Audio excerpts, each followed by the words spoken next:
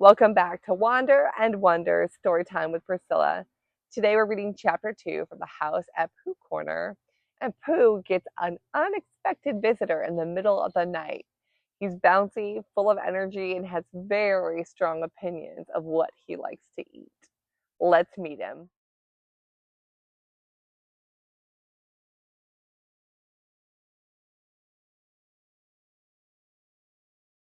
Chapter 2, in which Tigger comes to the forest and has breakfast. Winnie the Pooh woke up suddenly in the middle of the night and listened. Then he got out of bed and lit his candle and stumped across the room to see if anybody was trying to get into his honey cupboard. And they weren't. So he stumped back again, blew out his candle, and got into bed. Then he heard the noise again. "Is that you, Piglet?" he said. But it wasn't. "Come in, Christopher Robin," he said. But Christopher Robin didn't. "Tell me about it tomorrow, Eeyore," said Pooh sleepily, but the noise went on. "Roar, roar, roar, roar," said whatever it was, and Pooh found that he wasn't asleep after all. "What can it be?" he thought. "There are lots of noises in the forest, but this is a different one. It isn't a growl, and it isn't a purr, and it isn't a bark, and it isn't the noise you make before beginning a piece of poetry, but it's a noise of some kind made by a strange animal, and he's making it outside my door. So I shall get up and ask him not to do it." He got out of bed and opened his front door. "Hello," said Pooh, in case there was anything out there. "Hello," said whatever it was. "Oh," said Pooh. "Hello." "Hello." "Oh, there you are," said Pooh. "Hello." "Hello," said the strange animal, wondering how long this was going to go on.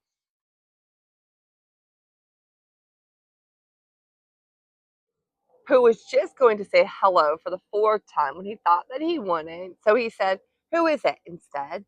"Me," said a voice. "Oh," said Pooh. "Well, come here." So whatever it was came here, and in the light of the candle, he and Pooh looked at each other. "I'm Pooh," said Pooh. "I'm Tigger," said Tigger. "Oh," said Pooh, for he had never seen an animal like this before. "Does Christopher Robin know about you?" "Of course he does," said Tigger. "Well," said Pooh, "it's the middle of the night, which is a good time for going to sleep, and tomorrow morning we'll have some honey for breakfast. Do Tiggers like honey?" "They like everything," said Tigger cheerfully. "Then if they like going to sleep on the floor, I'll go back to bed," said Pooh, "and we'll do things in the morning. Good night." And he got back into bed and went fast to sleep. When he awoke in the morning, the first thing he saw was Tigger, sitting in front of the glass and looking at himself. "Hello," said Pooh. "Hello," said Tigger. "I found somebody just like me. I thought I was the only one of them."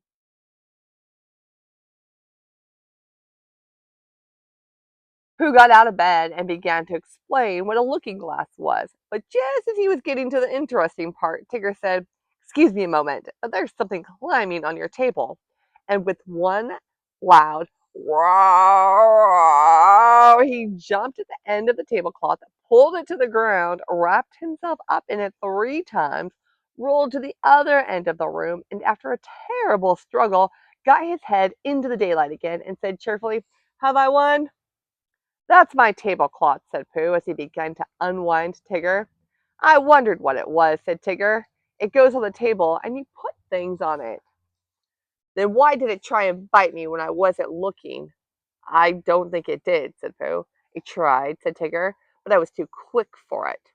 Pooh put the cloth back on the table, and he put a large honey pot on the cloth, and they sat down to breakfast. And as soon as they sat down, Tigger took a large mouthful of honey, and he looked up at the ceiling with his head on one side and made exploring noises with his tongue and considering noises. "And what have we got here?" noises. And then he said in a very decided voice, "Tiggers don't like honey." "Oh," said Pooh, and tried to make it sound sad and regretful. "I thought they liked everything."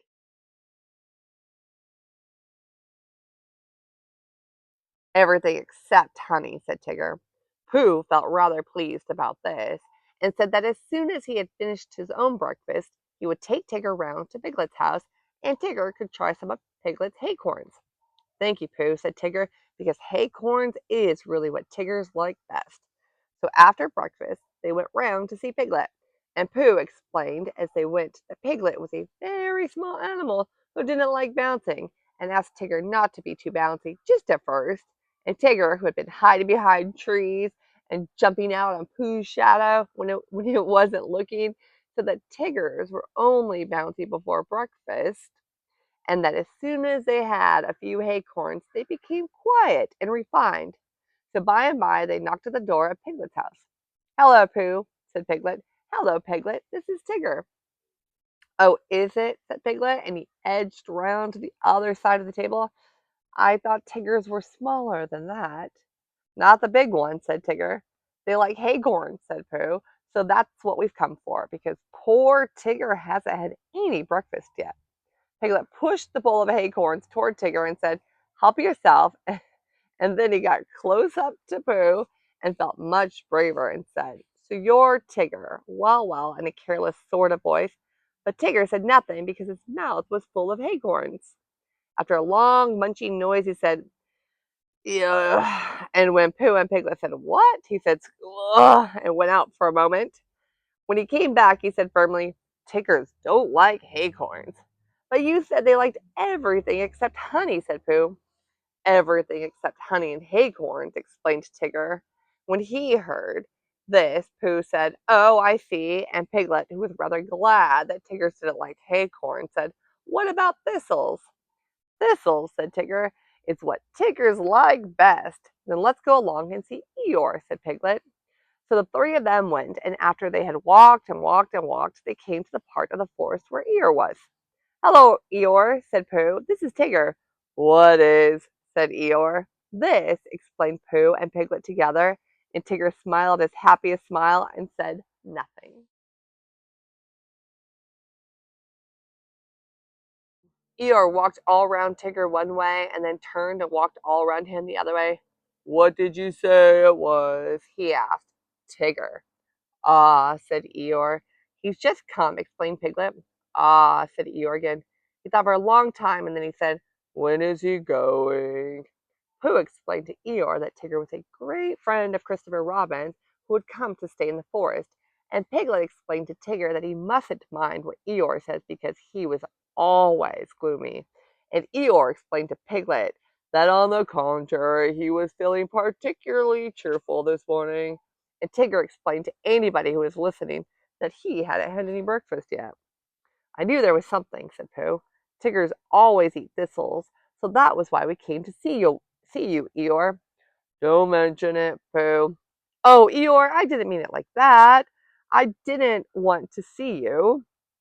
"Quite, quite. But your new stripy friend, naturally he wants breakfast. What did you say his name was?" "Tigger." "Then come this way, Tigger." Eeyore led the way to the most thistly looking patch of thistles that ever was and waved a hoof at it. "A little patch I was keeping for my birthday," he said. "But after all, what are birthdays? Here today, gone tomorrow. Help yourself, Tigger." Tigger thanked him and looked a little anxiously at Pooh. "Are these really thistles?" he whispered. "Yes," said Pooh. "What Tiggers like best." "That's right," said Pooh. "I see," said Tigger. So he took a large mouthful and he gave a large crunch. "Oh," said Tigger. He sat down and put his paw in his mouth. "What's the matter?" asked Pooh. "Hot," mumbled Tigger. "Your friend," said Eeyore, "appears to have bitten on a bee." Pooh's friend stopped shaking his head to get the prickles out and explained that Tiggers didn't like thistles. "Then why bend a perfectly good one?" asked Eeyore. "But you said," began Pooh, "you said that Tiggers like everything except honey and acorns." "And thistles," said Tigger, who was now running around in circles with his tongue hanging out. Pooh looked at him sadly. "What are we going to do?" he asked Piglet. Piglet knew the answer to that, and he said at once that they must go and see Christopher Robin. "You'll find him with Kanga," said Eeyore. He came close to Pooh and said in a loud whisper, "Could you ask your friend to do his exercises somewhere else? I shall be having lunch directly and don't want it bounced on just before I begin. A trifling matter, a fussy of me, but we all have our little ways." Pooh nodded solemnly and called to Tigger, "Come along and we'll go and see Kanga. She's sure to have lots of breakfast for you." Tigger finished his last circle and came up to Pooh and Piglet.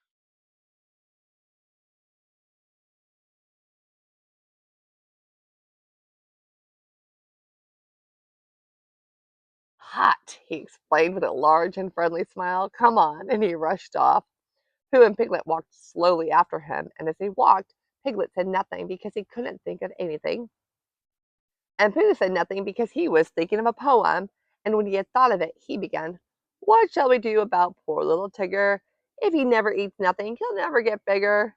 He doesn't like honey and acorns and thistles because of the taste and because of the bristles, and all the good things which an animal likes have the wrong sort of swallow or too many spikes." "He's quite big enough anyhow," said Piglet. "He really isn't very so big." "Well, he seems so."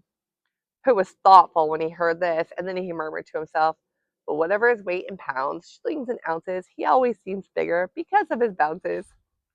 And that's the whole poem, he said. "Do you like it, Piglet?" "All except the shillings," said Piglet. "I don't think they ought to be there." "They wanted to come in after the pounds," explained Pooh, "so I let them. It's the best way to write poetry, letting things come." "Oh, I didn't know," said Piglet. Tigger had been bouncing in front of them all this time, turning around every now and then to ask, "Is this the way?" And now, at last, they came in sight of Kanga's house, and there was Christopher Robin. Tigger rushed up to him. "Oh, there you are, Tigger," said Christopher Robin. "I knew you'd be somewhere." "I've been finding things in the forest," said Tigger importantly. "I found a Pooh and a Piglet and an Eeyore, but I can't find any breakfast." Pooh and Pooh and Piglet came up and hugged Christopher Robin and explained what had been happening. "Don't you know what Tigger's like?" asked Pooh. "I expect if I thought very hard I should," said Christopher Robin, "but I thought Tigger knew." "I do," said Tigger. "Everything there is in the world except honey and acorns, and what were those hot things called? Thistles."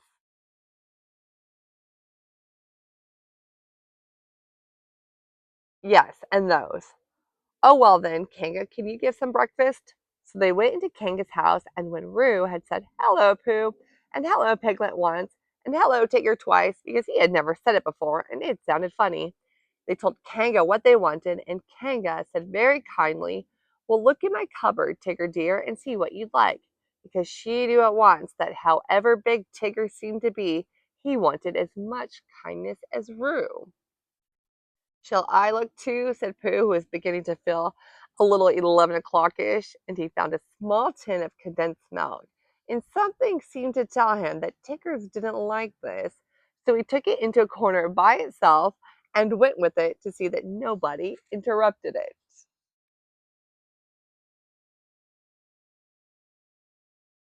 But the more Tigger put his nose into this and his paw into that, the more things he found which Tiggers didn't like. And when he had found everything in the cupboard and couldn't eat any of it, he said to Kanga, "What happens now?"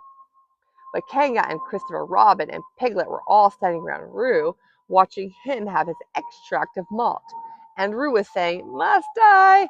And Kanga was saying, "Now, Roo dear, remember what you promised." "What is it?" whispered Tigger to Piglet. "His strengthening medicine," said Piglet. "He hates it." So Tigger came closer and he leaned over the back of Roo's chair, and suddenly he put his tongue out and took one large gulp. And with a sudden jump of surprise, Kanga said, "Oh!" and then clutched at the spoon again just as it was disappearing and pulled it safely back out of Tigger's mouth. But the extract of malt had gone.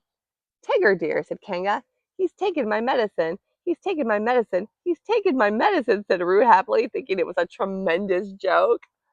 Then Tigger looked up at the ceiling and closed his eyes, and his tongue went round and round his chops in case he had left any outside, and a peaceful smile came over his face as he said, "So that's what Tigger's like," which explains why he always lived at Kanga's house afterwards and had extract of malt for breakfast, dinner, and tea. And sometimes when Kanga thought he wanted strengthening, he had a spoonful or two of Roo's breakfast after meals as medicine. "But I think," said Piglet to Pooh, "that he's been strengthened quite enough."